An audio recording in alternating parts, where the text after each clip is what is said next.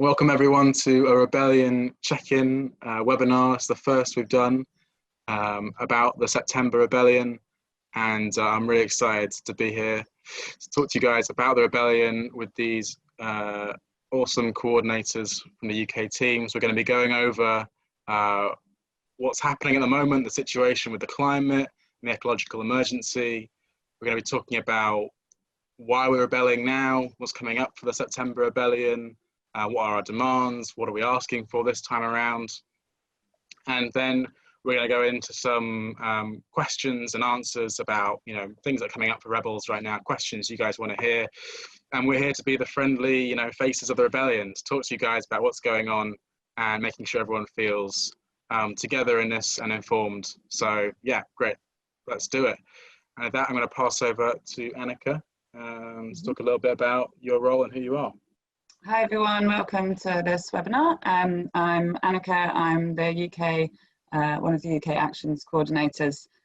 So my role in rebellion planning is somewhat busy. I'm trying to liaise with lots of different parts of the country, other regional rebels, on what their plans are, what's going to be happening across the 3 major cities from the 1st of September, and kind of looking at the overview of the whole plan.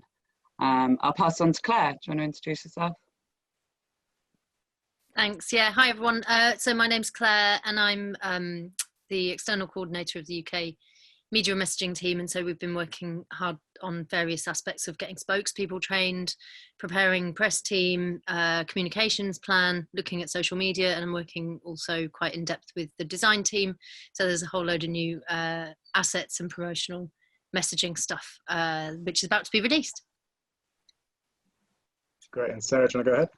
Yeah, hi, I'm Sarah. I'm part of the political circle, coordinator on political circle, political liaison. It's a good question. What do we do? Well, we consider the impacts of actions, how they're going to be taken politically, what strategy we can use to actually try and lever our political representatives into taking the climate and ecological emergency seriously, because they've failed demonstrably to do it for the past 40 years. Amazing, thanks Sarah. And my name, by the way, I forgot to say it, is Robin. I'm going to be helping out with some of the tech support today and some of the questions, and I'm part of the UK operations team, kind of helping the rebellion to keep running basically. Great, so with that I'm going to ask Claire, do you want to go into a bit about what's happening right now, the situation with the climate, and why we were going to be rebelling in September? Yeah, sure. Thanks, Robin. Well, as you all probably know, we're in quite serious dire straits with the climate, and there's been some quite recent reporting of an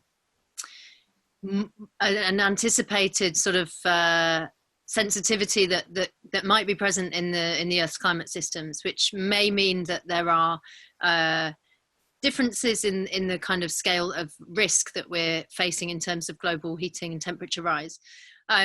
There's been a further confirmation, I guess, of the severity of the situation coming from the UK's own Climate Change Committee, with a recent report to the government stating that the government here should be preparing for a 4 degrees warmer world, when a little over a decade ago, the recommendation from that same committee was that a 4 degree warmer world was incompatible with an organised human civilization as we know it.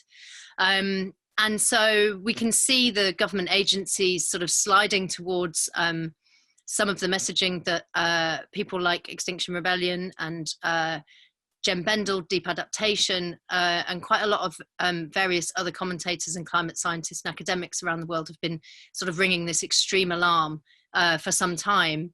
There's been some misleading messaging going around in some of the reports on those new studies. Some of them sound a little like they're suggesting that things might be less bad than we originally thought, but what most of the messaging actually says, if you look at it properly, is that they're ruling out the lower end of warming.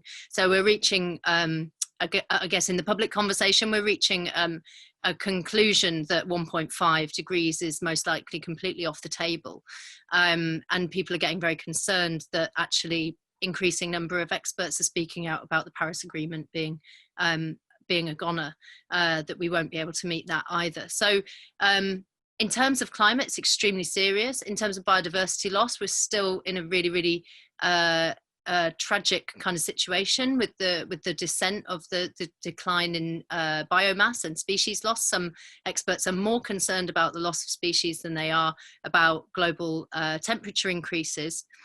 And we still see, little or no meaningful action, certainly in the most economically wealthy parts of the world. And of course, now we're living through the impacts of the coronavirus pandemic, which has taken a lot of us off the streets and out of general meetings and locked us in Zoom and kept us away from being face to face, and cancelled our rebellion in May. Now what we're seeing in the sort of aftermath of the reduction in pollution and the reduction in consumption and people's sort of various experiences under lockdown is that the government, particularly in this country, are offering huge bailouts to companies and industries which previously, in light of climate crisis, would be finding it much harder to fundraise through ordinary means of finding capital, but they've just received hundreds of millions of public money in order to boost them back up and get them going again. So the situation's not good.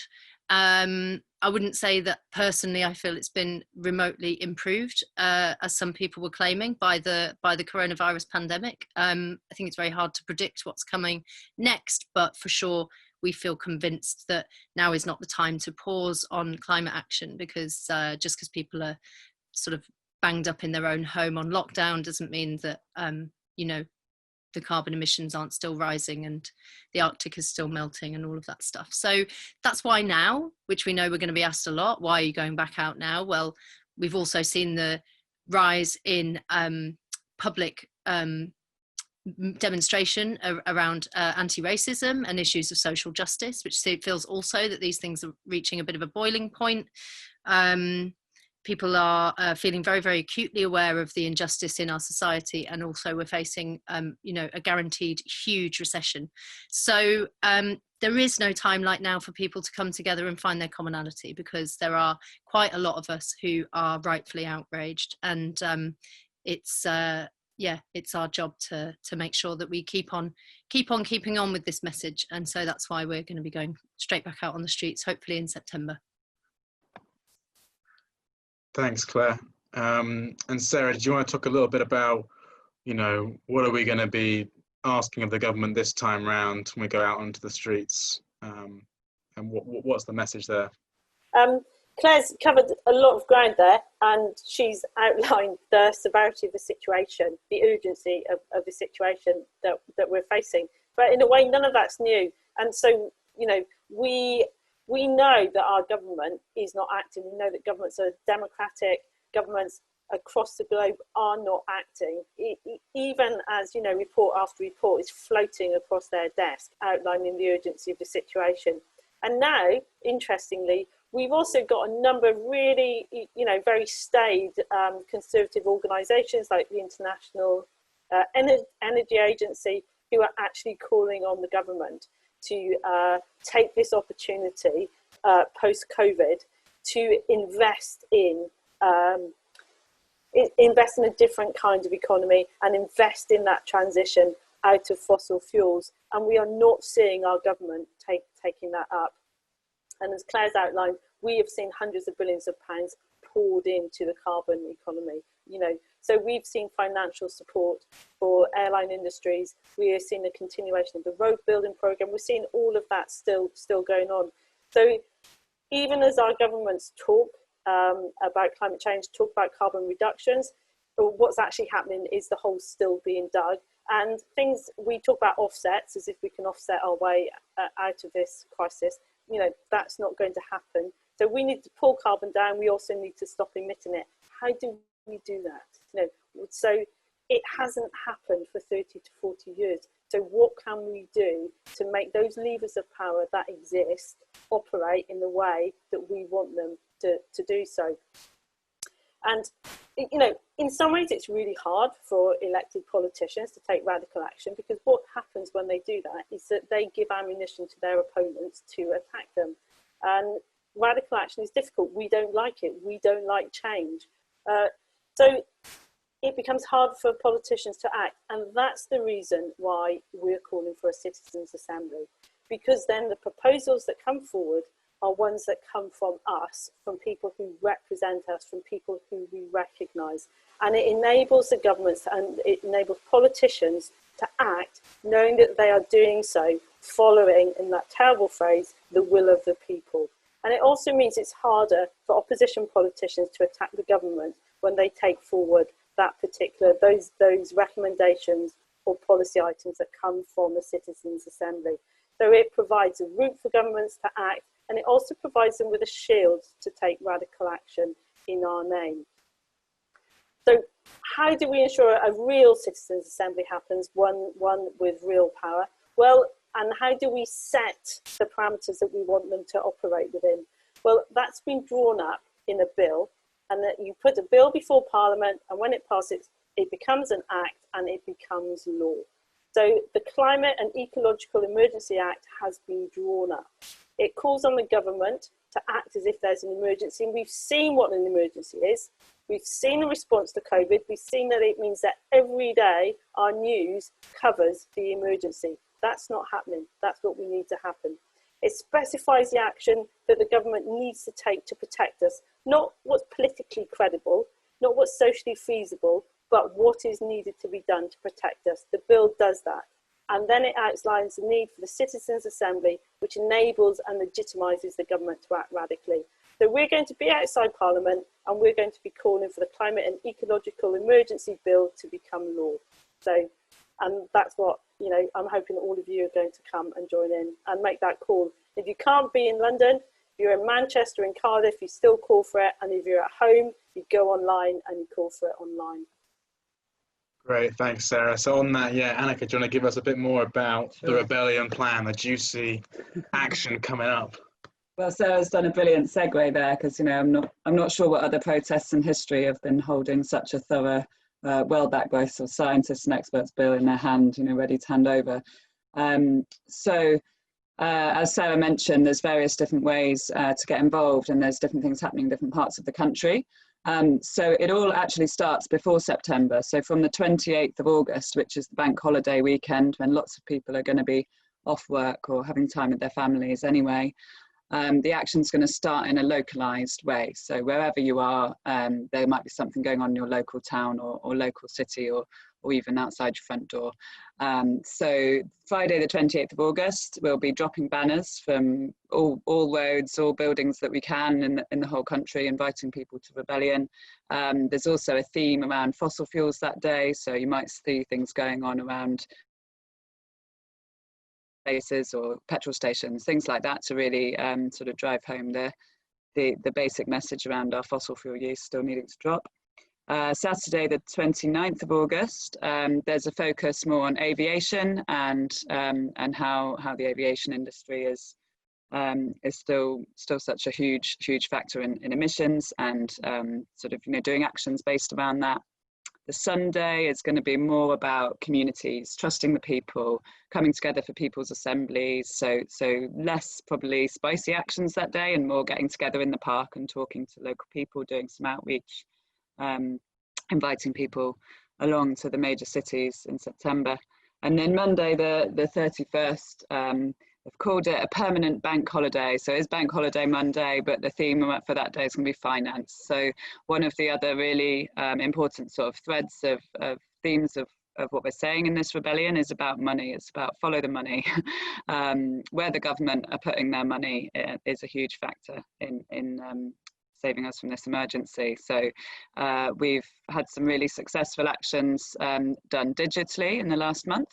Particularly went for the Bank of England because they're dishing out bailouts to loads of destructive companies during COVID. And we sent over 450 emails and made about 50 phone calls, and Andrew Bailey responded and did an interview about climate in an article, and yeah, they then blamed the Treasury, so you can imagine where we might be redirecting our attention as we go into September.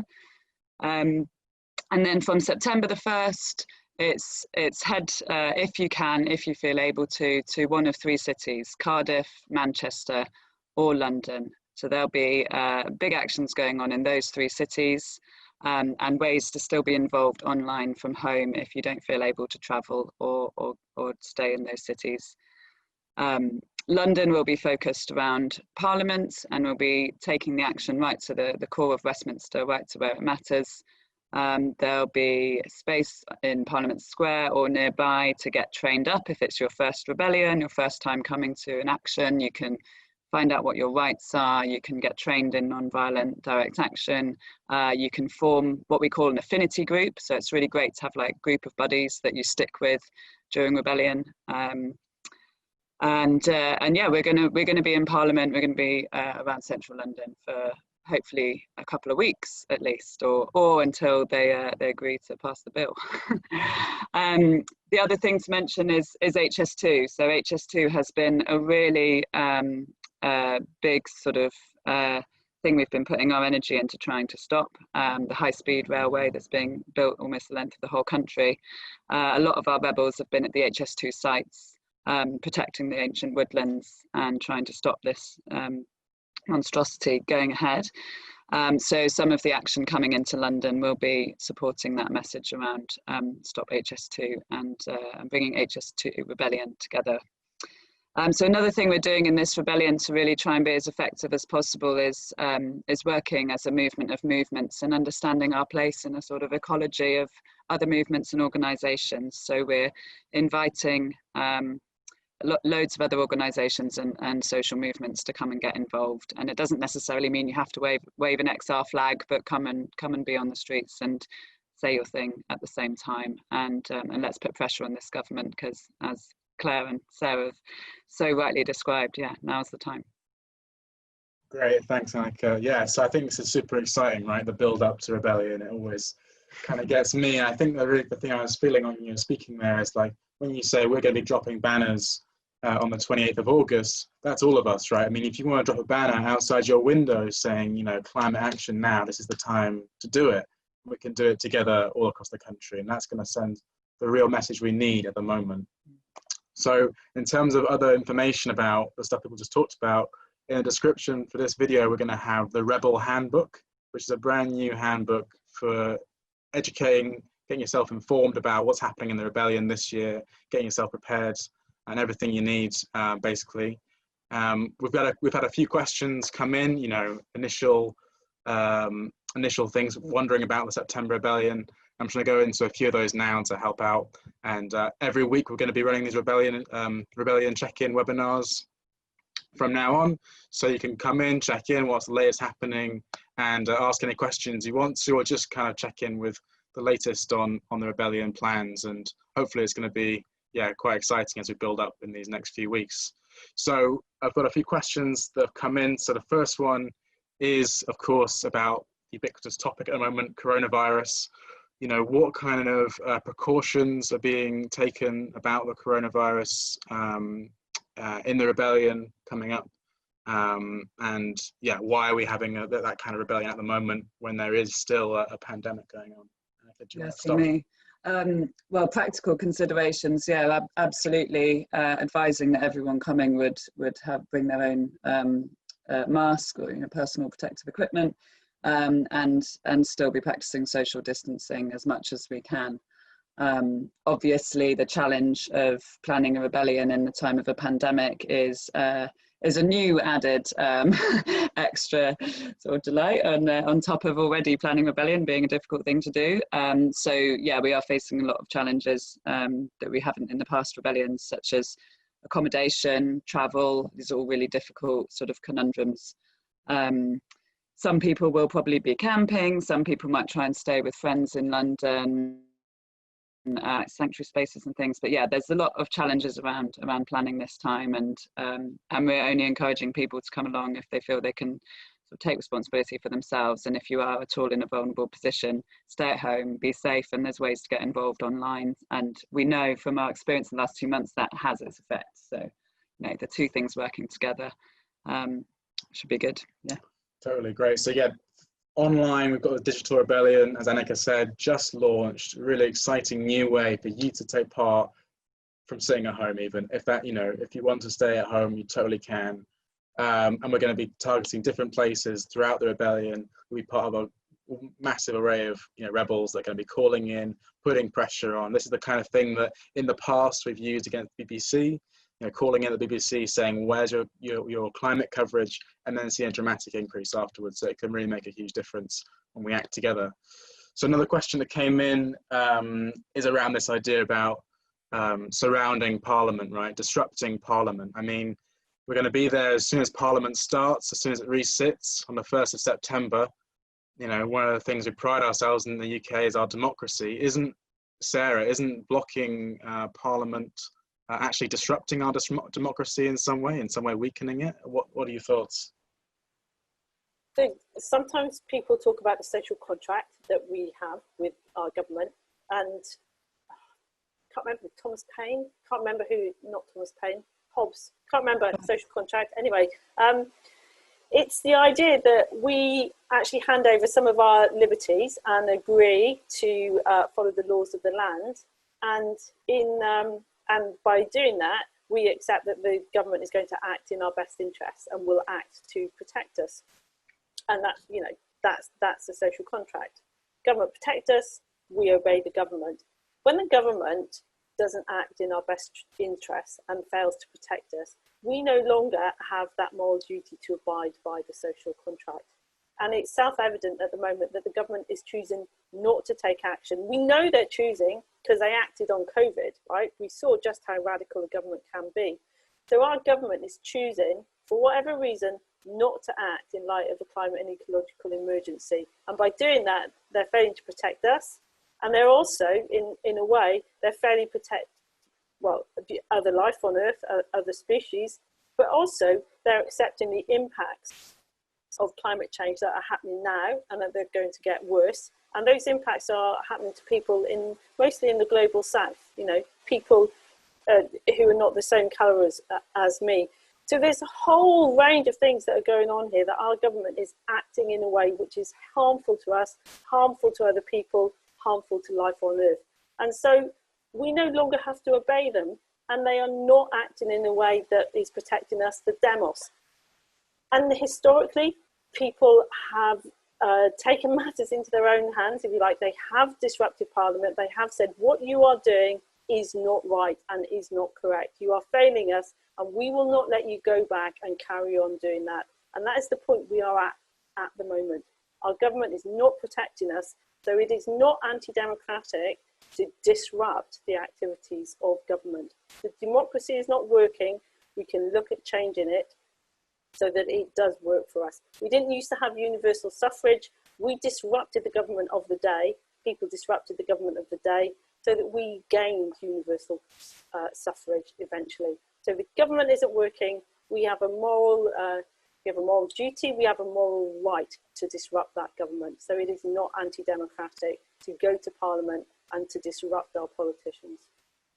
Thanks, Sarah. Yeah, I like the way you phrased it there. It's our democratic right, basically, isn't it, to go and protest? That's what's so important about this, and that we need to exercise that right, because right now we're being screwed over by this government. And I think just on, oh, sorry, go ahead, Sarah. Yeah, we can see that the kind of democracy we have at the moment cannot address the emergency that we're facing. So they failed to do it. They failed to act since 1996. So the other thing is that in disrupting Parliament, we also say we do not want the same democracy to continue because it's failing. So that's why we need a different kind of, we need to expand the democracy, upgrade democracy. And that's the beauty of the Citizens' Assembly. There's an actual route to doing that. Great, thanks, Sarah.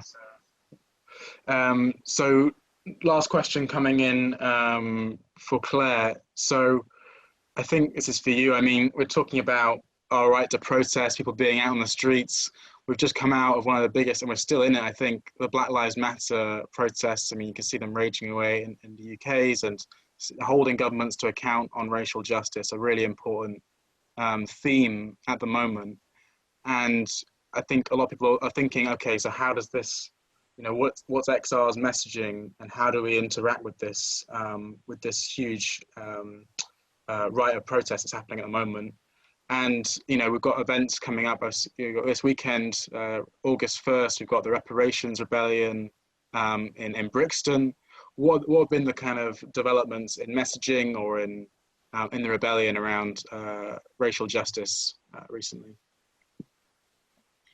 Thanks, Robin. Yeah, so obviously everybody's been talking a lot about different aspects of oppression and injustice, and it's really important for us, I think, to begin to join some of the dots and be a movement that can tell many, many different stories. And so I think when we set out, the work that XRUK did was very, very narrowly focused on getting people to sit firmly with the reality of the actual material facts on the science, on the atmosphere, on the temperature.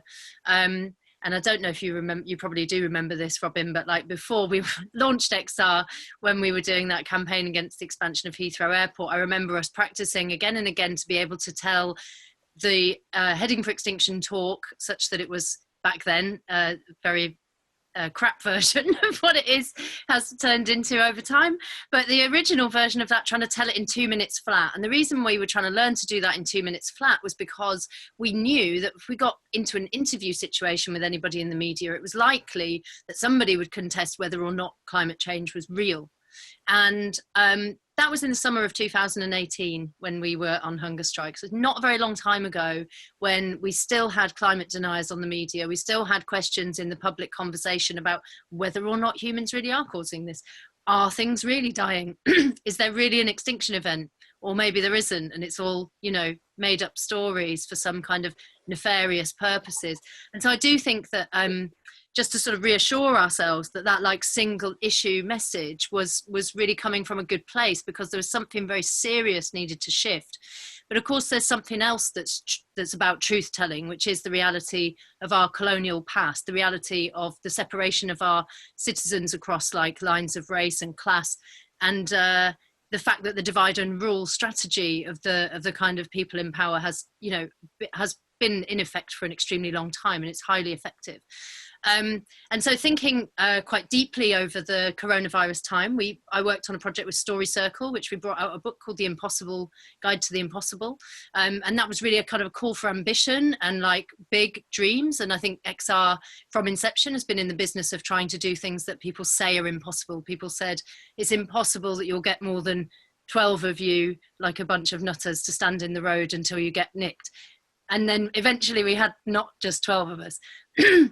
People said, it's impossible that you'll get anybody to take those kinds of legal risks in order to make this a real conversation in public space. And of course, we found that like there were many people that wanted to join us, and that's how we've built the movement. And so in terms of sort of issuing that invitation to people, we wanted the movement to, perhaps under lockdown, look out the window and think, shit, what should we be doing? How much can we dream ahead into this, fantastic future of doing things which are seemingly impossible, and quite frankly, without which we're completely fucked.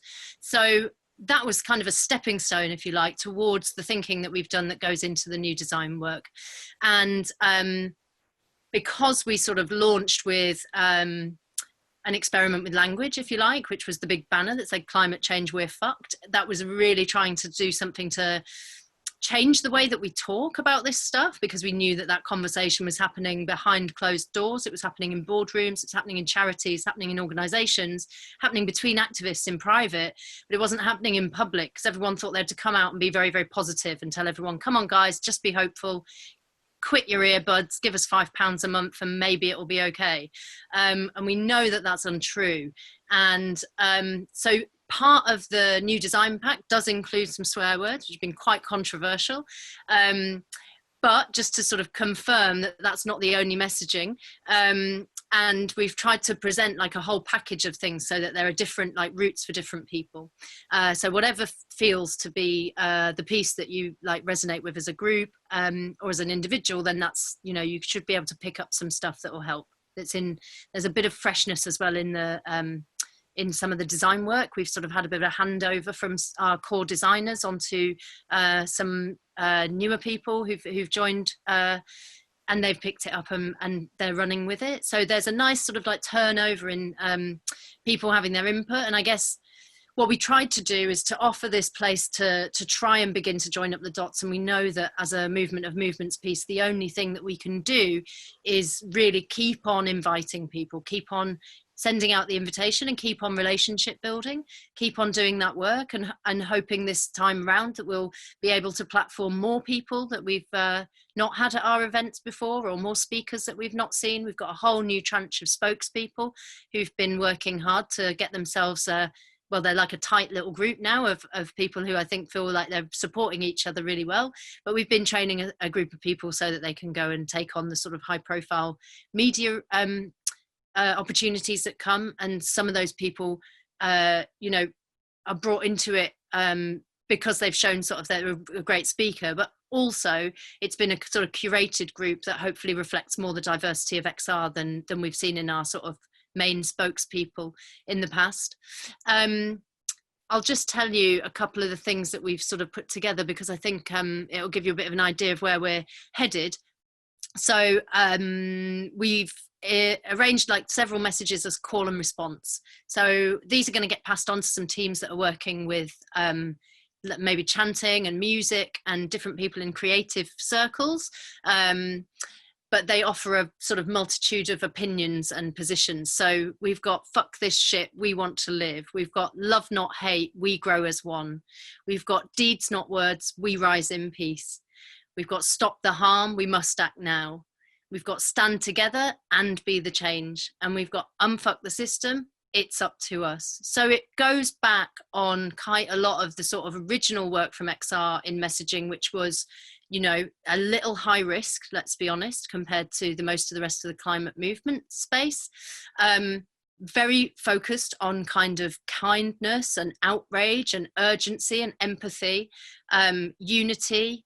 We're trying to hold something that can be, I guess, relatively universal in messaging, which has been always a thing by design, so that people can bring their own messages to a movement, which isn't saying something in the main messaging that's dampening any space, so that people can't bring their own stuff. So we knew, for example, when we came up with Rebel for Life, that was something that was a broad piece and could be read in several different ways. And it did quite a lot of heavy lifting for us if we brought lots and lots and lots of other stuff to bring in underneath it, and everyone can bring their own issue, their own sign. And hopefully we've continued that consideration so that we make space for people from all kind of walks of life and all different sort of areas of concern to be able to come and bring their message. And I guess the last thing to say is just that we've brought together some new colour schemes, and we're looking at using a dove of peace as a kind of universal peace symbol, which again is seeking to sort of offer something to reinforce the spirit of non-violence, basically, as the central kind of tenet of the work that we do, and recognizing that is our chosen like toolkit for calling time on power is non-violence. So hopefully that's helpful, and you'll get the pack probably going around local groups very, very soon. I think it will come out tomorrow. Great, thanks, Claire. Yeah, really excited about the new design and new messaging, because from what I hear, so it's opening up these kind of broader messages that people can slot into, including people who are, you know, thinking about racial justice, thinking about social justice, and how that kind of interconnects in the upcoming rebellion, and how we've adapted our messaging based on that, which is fantastic to hear. So we're going to wrap up here for our first rebellion check-in.